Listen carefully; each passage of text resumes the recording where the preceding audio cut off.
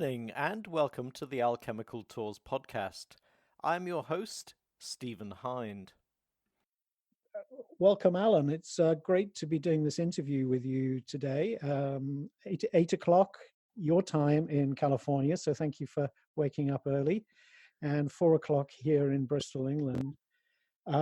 So Allan Badiner is a student of Buddhism, contributing editor at Tricycle magazines and an ecological activist. He edited the books Dharma Gaia, A Harvest in Buddhism and Ecology and Mindfulness in the Marketplace, and has written work in several other magazines and periodicals. And Allan holds a master's degree in Buddhist Studies from the College of Buddhist Studies in Los Angeles and serves on the board of the Rainforest Action Network, Threshold Foundation and Project CBD. What was particularly of interest to me is the new edition of Zig Zag Zen, which I've been reading and reviewing, and is looking at the kind of crossover and relationship between the psychedelic movement and Buddhism in a very interesting way through a series of articles. So I really value this opportunity to chat to Allan about that. So just to kick off, so please tell us a little bit more about Zig Zag Zen.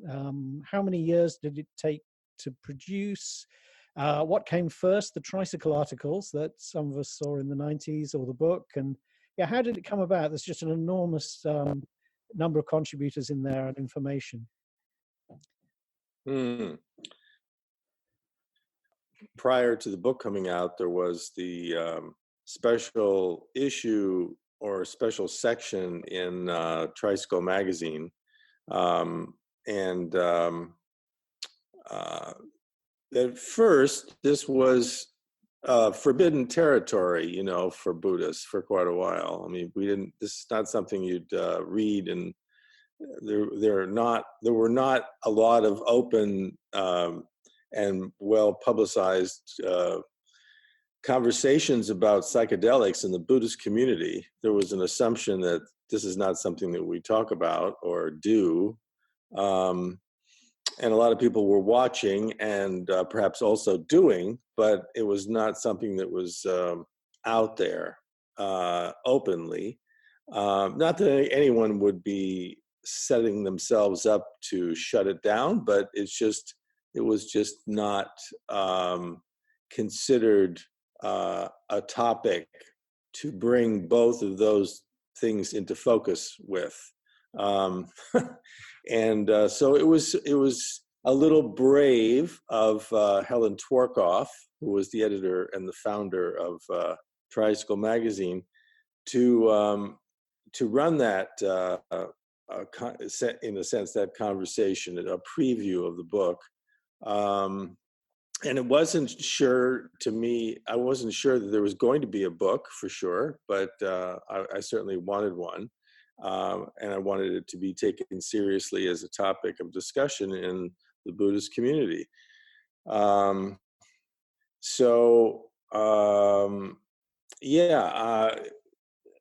thought,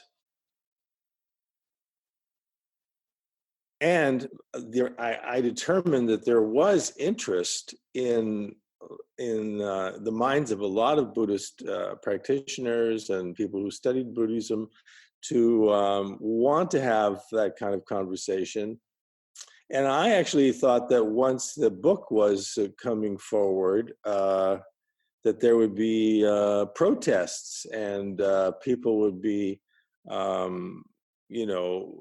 calling me not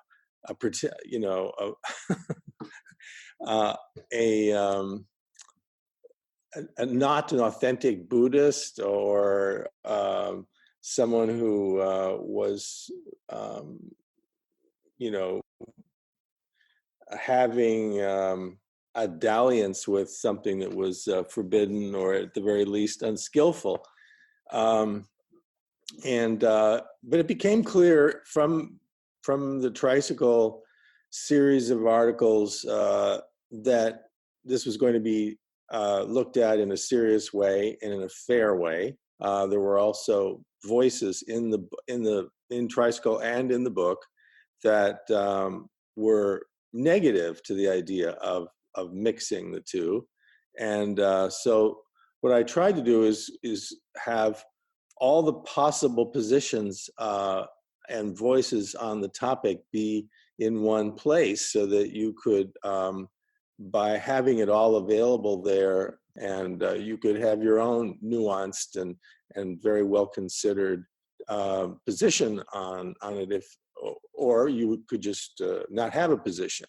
But it was not designed to win people over just to, to one side, which is that, oh yes, Buddhism and psychedelics are, mixed, and there's no problem. And even though there's a lot of evidence that there was a lot of mixing up after it became okay to talk about it.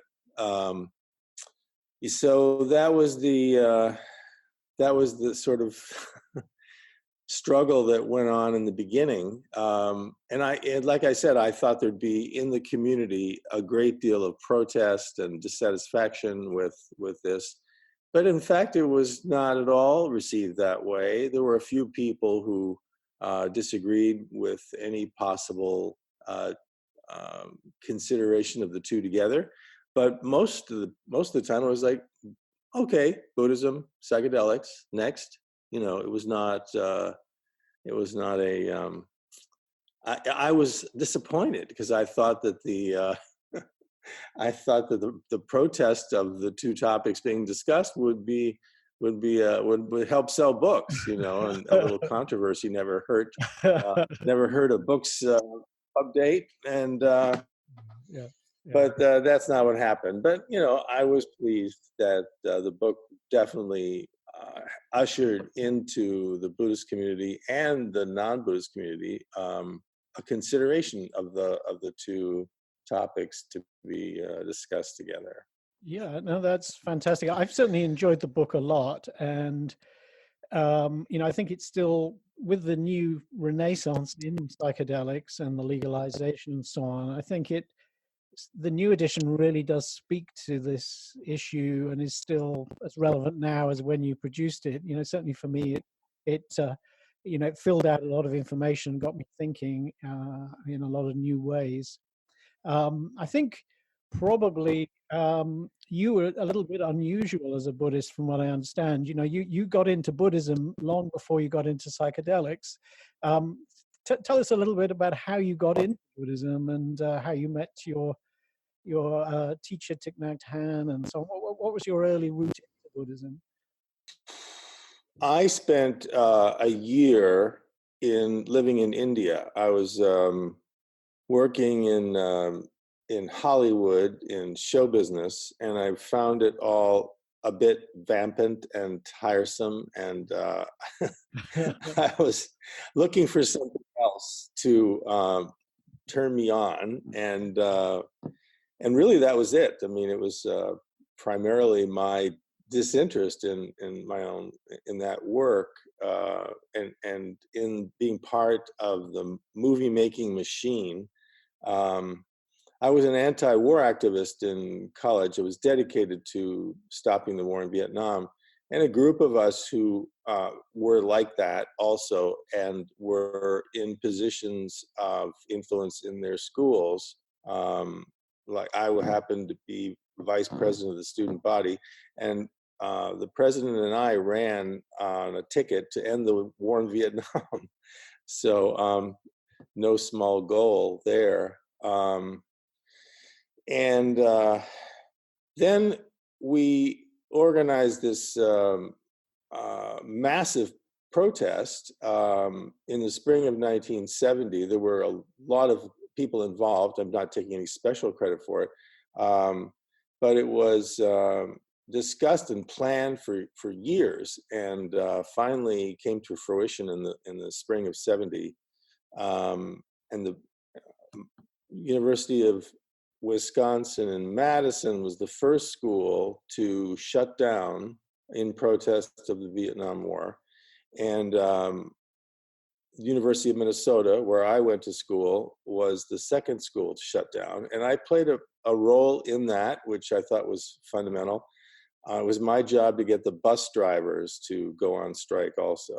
And yeah, first they used to throw me out of their meetings, and then gradually they gave me a little time to talk about why I was doing this. And a lot of them were old communists. You know, they were wobblies, as they were called. And so at some point they warmed up to the idea. And when they did, it was impossible to go to class or do anything at the University of Minnesota because it's an island and there's no parking. So you had to park in big parking lots and then take a bus. And with no buses, that was it. So it wasn't long after all the Big Ten schools went out. Then the Ivy League schools all went out within a week.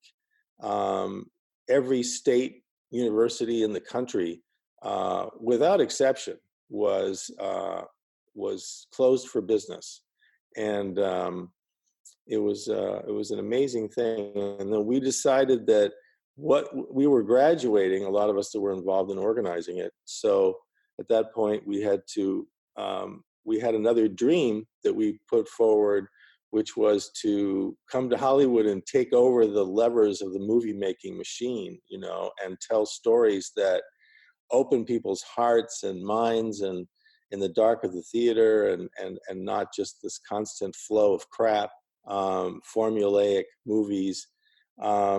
And so we actually thought we were going to do that. We were going to go and change the entire movie industry. We all got jobs, very good jobs, in different ends, whether it be production or post. You know, all of us found a place in the machine to work from, and then we got sucked into it, and you know, became all about the next deal, and what, you know, it was not what we had thought.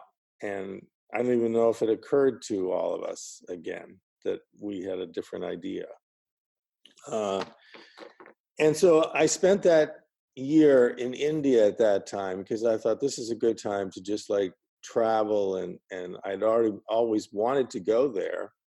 I thought it would be the most mysterious and unusual place to go, and I loved it. I just felt an affinity for Indian culture and Hinduism, and it's just an amazing culture, and the teachings of Ashoka and the ethical teachings were all really hit me as being authentic and awesome. And then at the end of the year, it was time to go back to the States. And a friend of mine said, "Oh, you know, you really should, you know, you need to meditate someplace. You need to go and just like settle down. And you know, right now, if you got off the plane in New York, people would find you a little strange." And so, and I thought this was good advice because I was facing some concerns about how I was going to readjust. And so she told me where to go, a Buddhist monastery in Sri Lanka. And I went there, and it was kind of amazing, very old, on the top of a mountain. It took 4 hours to get there from the nearest town in Sri Lanka, which is a lot considering Sri Lanka is a small island. But the road zigzagged. And anyway, I got out of the car, and from then on, for the following 10 days, I was in absolute misery. I couldn't stand it. It was just, I had never meditated like that for so long, you know, or at all, actually. And every bone in my body was sore, and there was really practically nothing to eat. They had stewed greens at 5 a.m. and the same stewed greens for lunch, and no dinner. I was sleeping in a little kuti, which had lots of ants running around through it. I mean, when I say lots of, I mean sheets of ants. Yeah, I was sore. I was disgusted. I wanted to get out of there, and I tried to arrange for an early exit, and I was told that I might as well wait because it would take that long to get a car to come up. for me, so I waited. But the morning before, when I woke up the morning before the last day, I woke up into another world. It was, I didn't feel any pain at all. I felt an affinity with the ants. I looked around and I just took another breath and I thought, this is beautiful. Like I was seeing it all for the first time. And the most powerful memory of this experience was how good I felt. I don't remember ever feeling that good and that clear and happy, and it was quite amazing. And it took a while for it to fade away. Of course, it did. The meditative glow, or whatever they call it, didn't persist forever and ever. And I immediately thought, this happened in a Buddhist context. I got to find out what happened. I've got to study Buddhism. I've got to bring this back again. And that was what I was committed to doing. I meditated a lot. I went to visit various teachers. I became a Buddhist book buying machine. I would just buy any Buddhist book that I could get my hands on, and trying to find the secret formula for getting back into that state of mind, and failed every which way I turned. Between studying the sutras and meditating, and it just did not come back.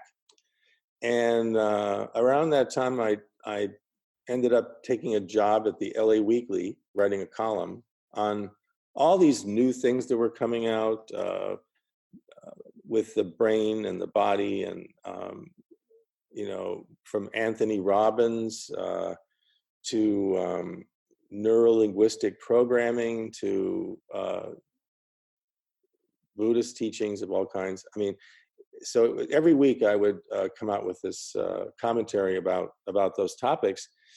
And it became time to talk about Terence McKenna, who was kind of a phenomena in LA. And he had been on a few talk shows there. And so I interviewed him, and he's a very, very delightful character, and really amazingly articulate, and nothing comes out of his mouth that isn't potentially mind-blowing. And we became friends, and he actually saw me as a challenge, because I was never really into doing drugs. I had not taken any psychedelics. It occurred to me, but I thought, no, I just don't want to go down that road. And but he saw me as a challenge, and finally he talked me into having a mushroom trip. And it was on this mushroom trip that I had a feeling that I could recognize from the Buddhist experience that I had. That was also it touched that experience. It didn't completely copy it or something, but it definitely signaled a familiarity of that feeling that I had, and I was very happy about that. And then he saw me as a possible target to take ayahuasca, which at that time nobody even knew by that name. It was called yahe, and very, very few people knew about it. And I said, no, I'm not going to do that. And then I said yes.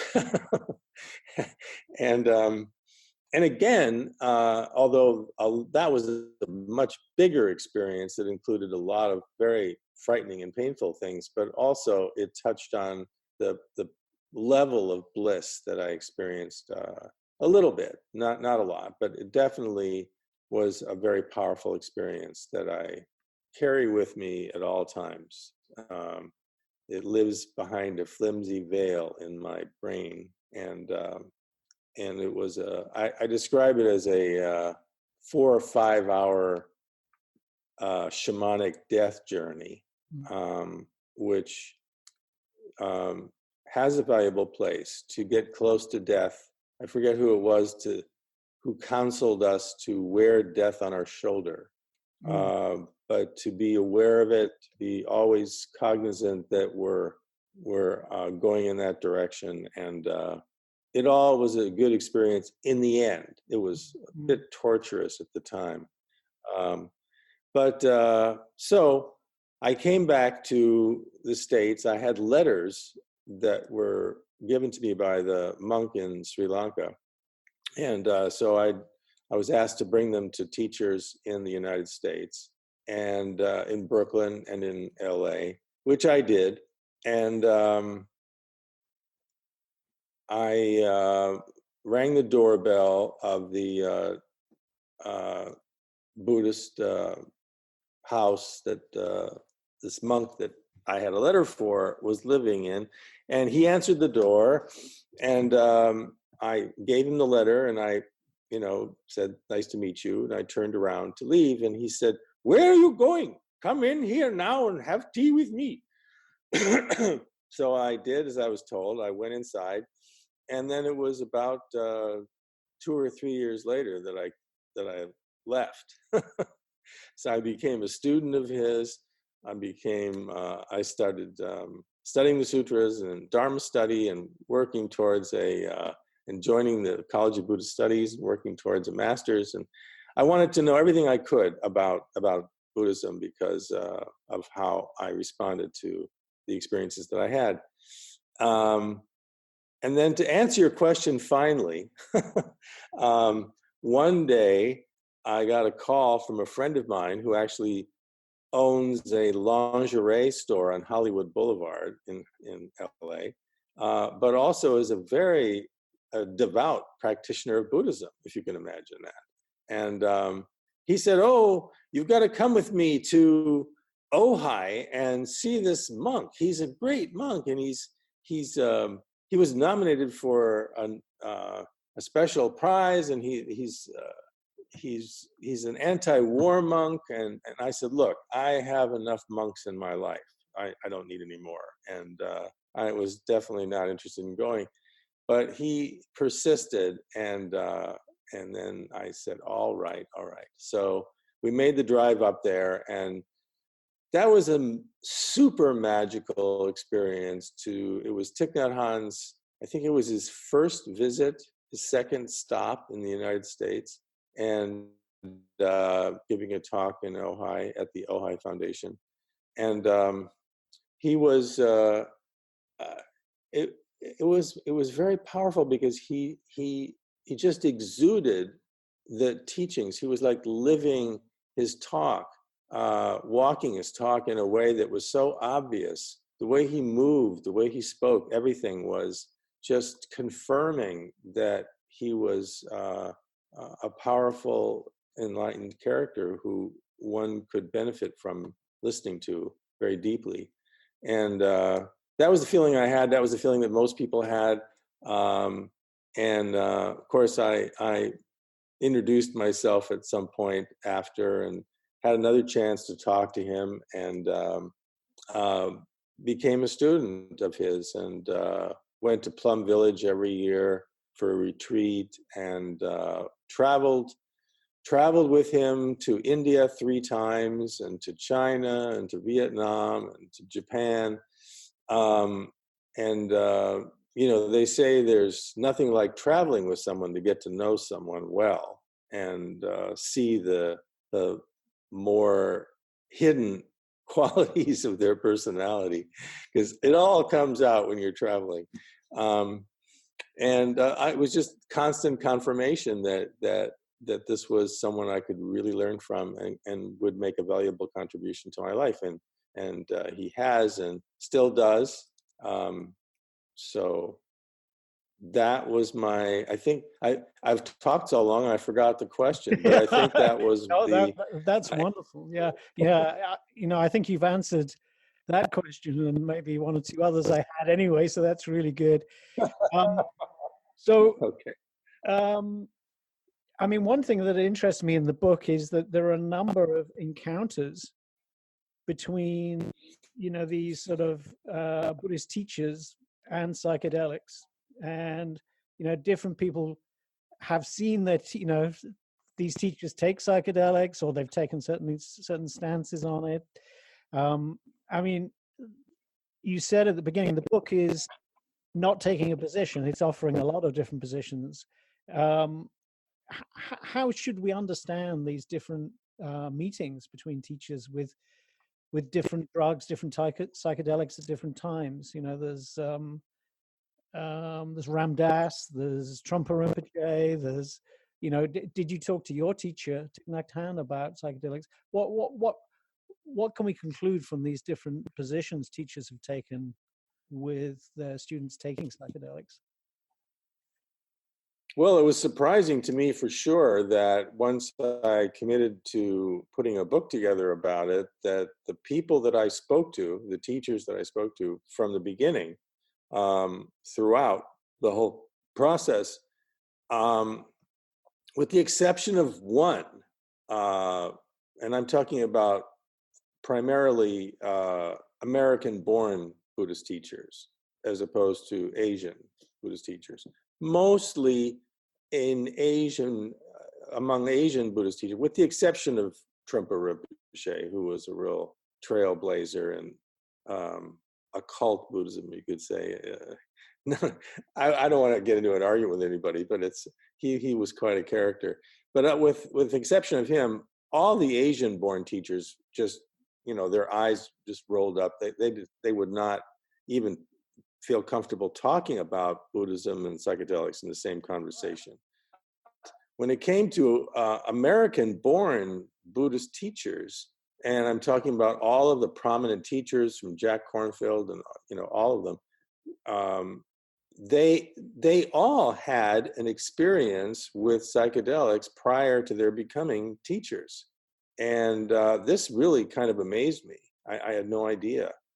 Jack Kornfield came right out and said, I would not even be a Buddhist teacher if I had not taken LSD, quite openly, and didn't mind the fact that I was, preparing to put that in the book. And other comments that other teachers made were without fear about talking about psychedelics. And not that they were promoting it necessarily, but like anything, if you cultivate a good attitude and you have a good intention, you'll be probably rewarded at the end of your efforts for something that you would have learned or had clarification of. So, yeah, that was the big surprise to me. What about historic Buddhist figures? I mean, did the Buddha take psychedelics? Are there any other great Buddhist figures of the past that we know in Zen or in other types of Buddhism that we think took psychedelics? I mean, some of this is a little bit. There's. Yeah. Please go ahead. Yeah. There's actually a book coming out currently. Actually, it's been in press in Europe, but now it's coming out at Synergetic Press about the secret drugs of Buddhism. And there has been conjecture that going back to the origin of Tibetan Buddhism in the Bon religion, that there was some practice of consuming certain essences and flowers and plants that would be good, of course. But for the most part, Buddhism and psychedelics do not have a long history together. Very little overlap, and yet, as I mentioned, all of the American-born teachers, supposedly with the exception of one, and then someone told me later that she was lying and that she did it too, were involved in psychedelics, and also the most prominent, many of the most prominent teachers that we have, not just some of them, but all, the most prominent of them, Ram Dass and Allen Ginsberg and Jack Kerouac and Alan Watts, and they all were talking about not only psychedelics, but Buddhism also. So it was the same people who were popularizing the two paths. And so that was another powerful link in the beginning of American Buddhism that that preceded my involvement with Dharma with Zig Zag Zen. So, as I understand it, Rick Strassman made a contribution in the original edition, but without using his name, and now he's in the new edition. And I also understand he had a rather uneasy relationship with American Zen as soon as he started his psychedelic research. Yeah. Can you tell us a little bit about that, or is there anything we can say about that?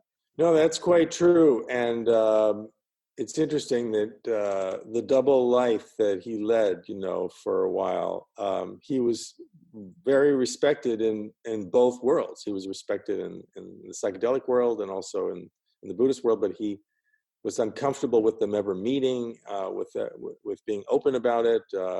He had some uncomfortable experiences from the Sangha that he was a part of, where there were people who objected to that and were quite strong about that. I mean, on the whole, that was kind of not the norm. There were communities and teachers that railed on about psychedelics and thought it was a danger. But for the most part, it was not held that way by Buddhist teachers. And it was a more moderate kind of position, whether it was, at the best, it would be something you did, you were careful about it, you had your intentions in check, you didn't overdo it, you experienced it, you took what was good about it and left the rest behind. That was sort of like the okay, we can talk about Buddhism kind of approach among many Buddhist teachers. And so even those that used before they became Buddhist teachers and possibly would not have become a Buddhist teacher had they not used. So that's a little wrinkle in that position. But that was the average position was just, arm's length, but not condemning. But in his case, it was more of a painful thing. There were teachers that would be very upset, and students who thought they would be very upset. And so, in his case, there was no dialogue between the two parts of his life. So you're, where you're living there, you're right next to the Esalen Institute, which has been very formative in kind of new paradigms and, all sorts of different ideas, integrative thinking and so on. Can you tell us a little bit about the Esalen Institute and what its role is now in this sort of bridge between spirituality and psychedelics and I guess ecology, how that's playing out? Mm-hmm. Yes. When the two topics of Buddhism and psychedelics come up these days, they come together with concern about the planet and the viability of living systems on the earth. And that's just the big topic for all to consider, and it certainly is considered when you bring Buddhism and psychedelics together. It went back. It was part of the thoughts and expressions and teachings of Buddhist and psychedelic teachers alike, that we have a huge problem with the environment. And Terence McKenna frequented Esalen. He taught there frequently, and it was very much a part of his teachings and his discussions also. He said that, according to Terence, he said that Buddhism and psychedelics are together probably the best hope we have for the future, and as an antidote to egotism and materialism, which are fatally destroying the planet. That's a quote from Terence. So for all the fun that people had with Terence, he had a very serious side and was very literate and very worldly and very wise. And I was just recently putting together a bunch of quotes that I have from him in different places, and he's really a remarkable being and a powerful teacher. I came to Terence McKenna quite late in life, but as soon as I'd kind of started to listen to a few of his talks, it became an insatiable thing. I had to listen to just about everything I could find he'd said. You know, it's just a tremendous kind of force and poet. And yeah, so I you know, the fact that you're bringing some of Terence's voice out through this book is amazing, I think. And one, you know, the chapter I most enjoyed was your interview with Terence McKenna that had all of them. So one of the things I wanted to ask is, you know, based on everything you've experienced and this book and so on, you know, maybe this is an unfair question, but what, you know, what's the advice for, you know, Buddhists today regarding psychedelics? You know, should people be experimenting with them? Should they be keeping them separate from Buddhism? You know, is all that ground, you know, to still be explored about how those two things go together? Well, I think that particularly in Buddhism, there's no one answer to a question like that. It really is depends, and it's all relative. And most teachers respect that and don't talk in terms of a blanket-wide prohibition or, oh yes, we should all take LSD and meet in the Zendo at 5 o'clock. You know, so the real answer to that question is really what happens with individuals and certain teachers in time, and it's not one position that all schools follow. There's very little that Buddhism of all kinds agrees on, and they certainly don't. There's certainly no Buddhist-wide advice other than the interpretation of one of the precepts as precluding taking a psychedelic journey. And when you consider the psychedelic a form of intoxication, and you're looking for you know, to escape from reality or whatever, you know, those are not the kind of conditions that anybody thinks are a good way to go about having a psychedelic journey. And but you know, there's lots of tricky, unexpected things that happen. I mean, people sometimes will take a bunch of psychedelics to trip and have fun and dance, and with no intention of growing as a person or deepening their philosophical quests or whatever. But that's what happens somehow. They have a journey that really becomes more serious, and one that they pay attention to in a different way. I mean, this happens. It's not that it's the common thing, but it does happen. And also, there are people who take it with very serious intentions who end up having just a frolicking good time, you know. So there's no perfect control over how it's going to come out. Yeah. And so, but I think that, you know, most teachers are very responsible about being careful not to, you know, tell people they should be taking psychedelics. So that doesn't happen. And very few teachers these days will find it highly objectionable either. So there's no one answer, and it's a very considered and careful bit of advice that comes from based on the student's intention. Yeah. The teachers will take a position. Most of the time, they don't even take a position. Yeah. And of course, the topic of whether psychedelics are an intoxicant and fall under the fifth precept to be avoided is really nonsense, actually, because as Robert Thurman, and there's no greater source of Tibetan Buddhism alive than Robert Thurman, as he points out, the fifth precept referred specifically to alcohol, which was in Pali, the word alcohol is in the precept. It was a problem even in those days, alcohol drinking. So, yeah, I mean, this is not, Yeah, no, that's helpful. So, yeah, I've got my electronic copy of Zig Zag Zen here. I did have a paper copy, but I gave it to somebody for their birthday present last week. I just wanted to ask, where can people get hold of this book from? What's new in this new edition? Because some people might have the old edition.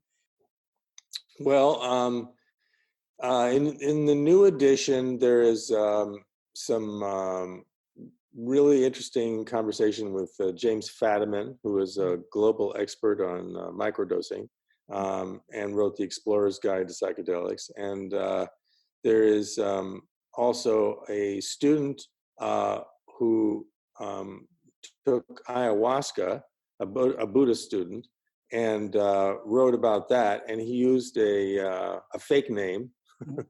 It wasn't Rick Strassman, but it was someone else, because he was concerned about his teacher, being embarrassed or something. So, but for the most part, everybody came out about psychedelics by the time the second edition came out. So that wasn't really a big issue anymore. Available at Amazon.com. Synergetic Press was the press that did the second edition, and they've just continued the book in print. So it's available from Synergetic Press or from Amazon.com or some of your cooler bookstores that keep it around. Yeah, that's great. So yeah, finally, I mean, what projects are you working on? What can people look out for? Have you got new books coming out, new projects, and yeah, what's what's the exciting work you're doing currently? Well, I'm considering a couple of different directions. I haven't fully committed myself to one new book, although what comes closest is the idea of, I'm almost reluctant to talk about it because it hasn't been done, and I'm taking my sweet old time. And at this rate, the more I talk about it and don't do it, someone else is going to do it. But be that as may. So I'm very interested in intoxicating or non-psychedelic plants and spices that are related to cannabis, but are not, but you don't get high from them. So it's, and you might be thinking of CBD, but that's not what I'm thinking about. I'm thinking about ordinary plants and spices that have cannabinoids in them, and unlike any other. These particular plants give you the same health benefits that cannabis does. They bind to the same receptor sites in the body within the cannabinoid system. And all of this is new science, so relatively new. So people are going to go, what? But just to say, ginger and turmeric and rosemary and cardamom, and most of all black pepper, especially black pepper from the Malabar coast of India, have a powerful, that contain cannabinoids that, as I was saying, bind to those receptor sites in the body and confer certain very interesting health benefits. A couple of which is and this has been sort of studied somewhat from the data of the different communities. you have a definitely a noticeable edge for avoiding things like Alzheimer's and diabetes if you are consuming foods that have lots of cannabinoids. There aren't many cannabinoid-laden foods, but if you are using them, you will get that benefit that you would. And that's also true when they looked at communities of people who used cannabis like people normally use it to get high or whatever. They noticed this was a side effect, that it was there was less among regular users. There was less incidence of Alzheimer's and diabetes. So that's very interesting. And my interest in this really kind of was spurred by my own absolute love for black pepper. I can barely eat a meal without having black pepper. And I think the kings and queens of Europe, when they sent their armies to India to get black pepper, knew a little more than just that it wakes up the meal, you know. Yeah. And it does.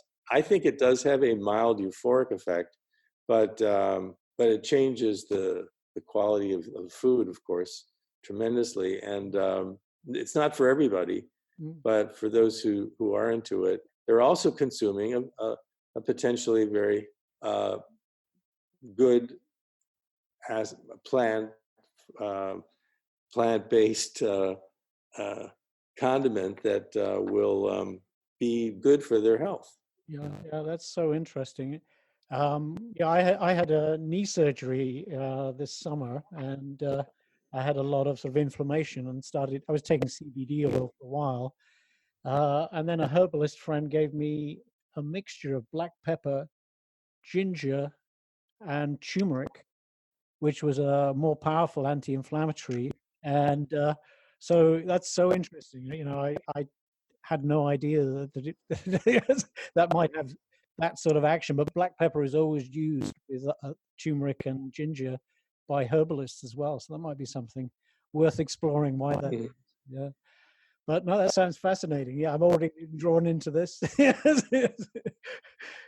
that's great. That's fascinating me too, and why I'm thinking I should. I started outlining a book about it, and I didn't get any further with it yet. But that's what lights me up right now. That's great, Allan. So thank you very much for doing this interview. That was amazing and interesting. I'd really recommend people to, if they haven't done so already, to get a copy of Zig Zag Zen. Anyone who's interested in psychedelics, Buddhism, or both, you know, there is so much in there which is interesting. Yeah, I could list many things, and maybe I will on my website, that I really think are just important that everyone reads. You know, such as the history of American Buddhism. You know, that's a fascinating chapter, and so on. So I'd like to thank you very much for that and for this interview. Yeah, I look forward to talking with you again at some occasion, maybe. Yeah. Great. Thank you very much. Thank you, Allan. That's great. So you've been listening to the Alchemical Tours podcast by Dr. Stephen Hanh. You can subscribe via iTunes, YouTube, Spotify, SoundCloud, Apple Podcasts, Mixcloud, and other well-known platforms. Please do not forget to recommend and rate us.